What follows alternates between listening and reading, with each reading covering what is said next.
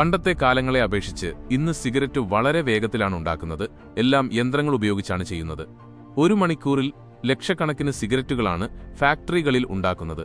പുകയില മുറിക്കുന്നതും കടലാസിൽ പൊതിഞ്ഞതും ഫിൽട്ടർ വയ്ക്കുന്നതും ബ്രാൻഡിന്റെ ലോഗോ അടിക്കുന്നതും പാക്കറ്റാക്കുന്നതുമെല്ലാം യന്ത്രങ്ങൾ വളരെ കുറഞ്ഞ സമയം കൊണ്ട് തന്നെ ചെയ്യുന്നു. ഇന്ന് നമ്മൾക്ക് സിഗരറ്റ് എങ്ങനെയാണ് ഉണ്ടാക്കുന്നതെന്നും പുകയില അല്ലാതെ എന്തൊക്കെയാണ് സിഗരറ്റിലുള്ളതെന്നും നോക്കാം. സിഗരറ്റ് ഉണ്ടാക്കുന്നതിന്റെ തുടക്കം പുകയില കൃഷിയിൽ നിന്നാണ്.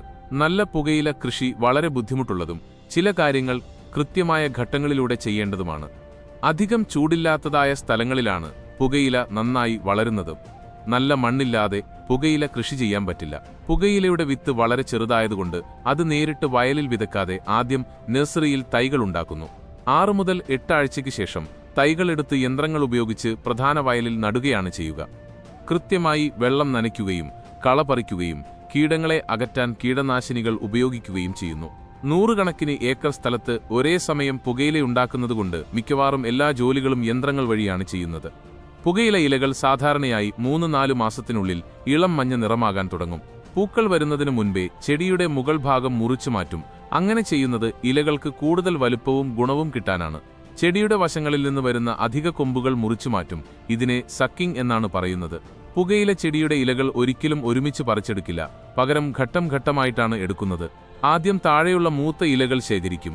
പിന്നെ നടുവിലുള്ളതും അവസാനം മുകളിലുള്ള ഇലകളും എടുക്കുന്നു. സാധാരണയായി 2-3 ആഴ്ച കൂടുമ്പോൾ ഘട്ടം ഘട്ടമായി പുകയില ഇലകൾ ശേഖരിക്കും.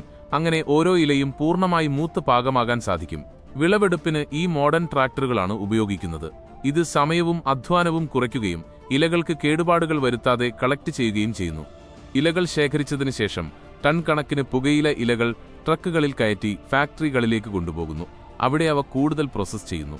പ്രോസസ്സിംഗ് യൂണിറ്റിൽ പുകയില ഇലകളെ ആദ്യം വേർതിരിക്കുന്നു. ഗുണമേന്മ നിലനിർത്താൻ പ്രത്യേകം പരിശോധിക്കുന്നു. ഇവിടെ പുഴുകഴിച്ചതോ പൂർണ്ണമല്ലാത്തതോ ആയ ഇലകൾ മാറ്റിവെക്കും. അതിനുശേഷം ഇലകളെ സ്റ്റീം ഓവനിൽ വെക്കുന്നു. അവിടെ കൃത്യമായ താപനിലയിൽ 24 മണിക്കൂർ വെച്ചതിനു ശേഷം ഇലകൾ ഉണങ്ങുകയാണ് ചെയ്യുക. ഉണങ്ങിയതിനു ശേഷം പുകയില ഇലകൾ കൂടുതൽ പാകമാകാൻ ഒരു നിശ്ചിത സമയം സൂക്ഷിക്കുന്നു. ഇതിനെ ഏജിംഗ് എന്നാണ് പറയുന്നത്.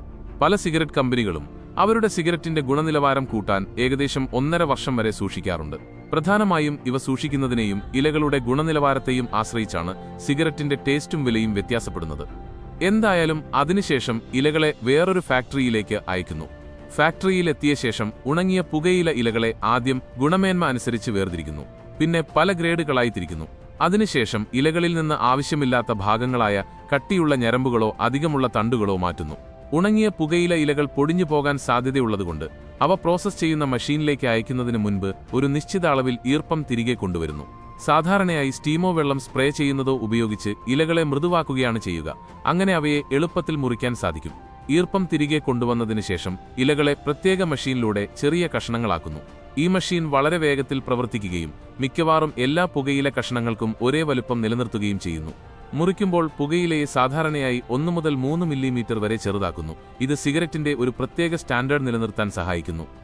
വ്യത്യസ്ത തരം പുകയിലകൾ പ്രത്യേക അനുപാതത്തിൽ ഒരുമിച്ച് കൂട്ടിച്ചേർക്കുന്നു. അങ്ങനെ സിഗരറ്റിന്റെ ടേസ്റ്റും മണവും നിലനിൽക്കും. ചില ബ്രാൻഡുകൾക്ക് അവരുടെ ടേസ്റ്റ് അനുസരിച്ച് വ്യത്യസ്ത ഫ്ലേവേഴ്സോ അഡിറ്റീവ്സോ, ഉദാഹരണത്തിന് തേൻ, ചോക്ലേറ്റ്, മെൻതോൾ തുടങ്ങിയവ കൂട്ടിച്ചേർക്കും. കൂടാതെ പല കമ്പനികളും പുകയിലയോടൊപ്പം പല കൃത്രിമ രാസവസ്തുക്കളും ചേർക്കുന്നു. ഇത് പുകയുടെ മൃദുത്വവും പതുക്കെ കത്തുന്നതിനുള്ള കഴിവും നിയന്ത്രിക്കുന്നു. പുകയില മുറിച്ചതിനു ശേഷം ഇത് വീണ്ടും ഒരു നിശ്ചിത അളവിൽ ഉണക്കുന്നു. ഇതിനായി മെഷീനിലൂടെ ചൂടുള്ള കാറ്റ് കടത്തിവിടുന്നു.